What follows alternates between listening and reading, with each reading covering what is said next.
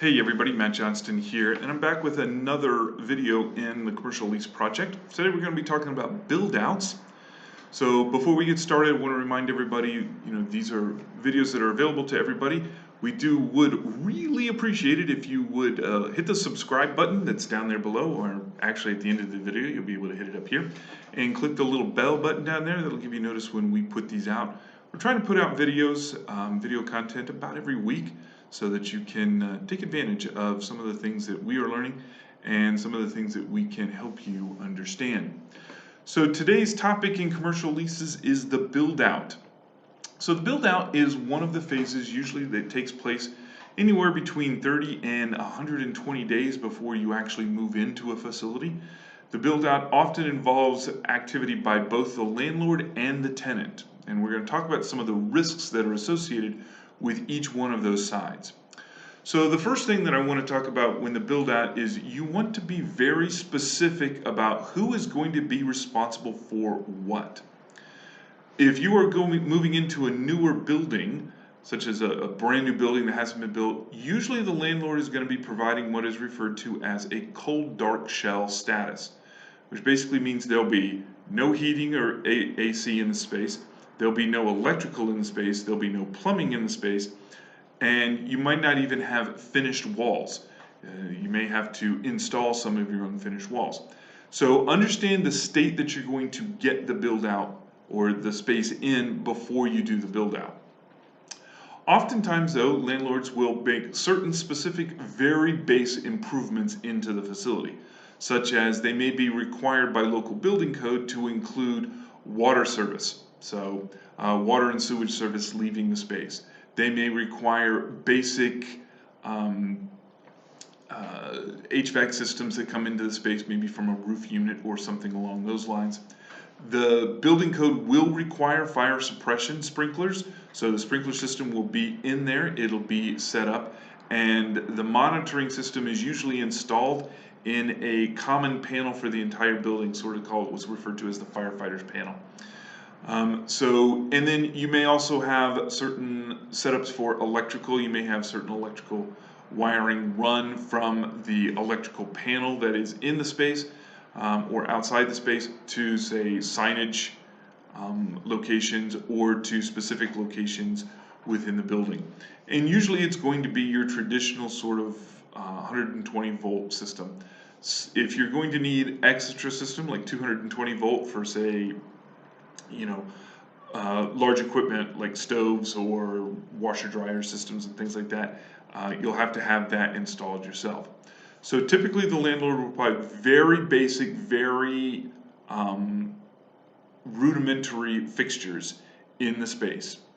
What will often not be included is any kind of finishing and things like that. Now, if you're in an older building, there may be the build out from the previous tenant that is in there.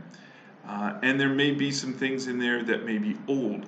One thing that you want to make sure you have is you are taking the space from the landlord in a space that has been inspected and is considered within the code of the local jurisdiction. If you are unsure, schedule an inspection. The building inspectors will come out. They're usually pretty good. In most facilities, in most locations, they'll come out within a day or two and conduct the inspection. And if it fails inspection, you should have the landlord fix it before you begin your side of the build out. Now your side as the tenant side of the build out is often going to have a whole bunch of various requirements in there. Most of the time, because the tenant is going to be responsible for the cost of the build out, the tenant is going to be required to have the building inspected and have it up to code. You may have to install finish lighting fixtures, finish electrical fixtures, finish plumbing fixtures, finish walls, flooring, carpet, tile, whatever you want to put in. Oftentimes the tenant is going to be responsible for paying for that. The one thing I encourage you to think about is go back and watch the video that is dealing with fixtures and improvements. It's a few videos back. When you make an improvement onto the building, say you install some very fancy flooring, some nice carpeting, some nice tile work, you install some nice lighting fixtures. Those fixtures are going to be staying with the facility. You're not going to be able to take them with you. So be mindful of that. There are situations in which a landlord is going to be willing to take on more of the expense of the build out. Usually when that happens though, you're going to be paying for that build out in the form of additional rent. So your rent is going to be a little bit higher. Now, if you're willing to do some of the build out work yourself, you can save some money that way. My brother, when he opened his business, he and my father did a fair amount of the interior work. So they did some of the sheetrocking, they did some of the carpentry and installation of cabinets and things like that because they had the ability to do it and they had the skills to do it. And my dad liked doing it, and it was fun. But if you don't have the ability to do some of the work and you don't have the time to do some of the work, you may ask the landlord to help you out, but just be mindful that you are going to be paying for that, usually in the form of additional rent. Most landlords will spread out the cost over the course of the entire lease. So if you're paying, say, $10 a square foot, but the landlord is taking on, say, a third of the build-out cost, they'll take that build-out cost and it may add $1, $1.50 or something like that per square foot rent over the life of the lease. So the biggest risk that you need to make sure that you understand is whatever condition you're taking from the landlord, that it is all up to code.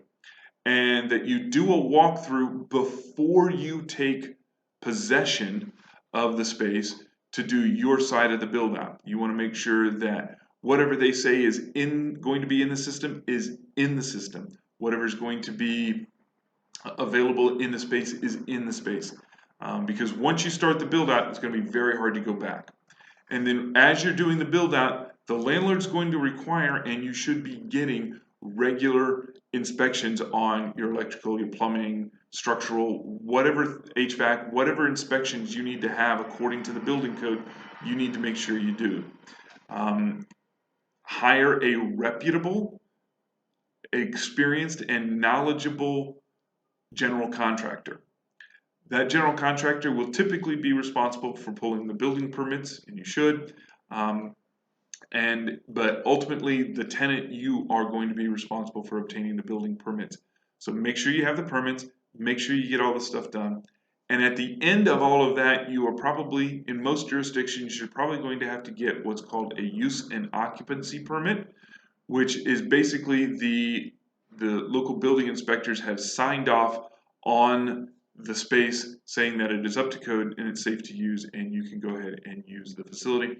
Most landlords will require you to provide that use and occupancy permit before you open for business. So if you have any questions about the build out segment of the space, of the lease, give us a call. We'll happily walk through that with you so that you can understand what's going on and what you need to know in terms of your rights and responsibilities.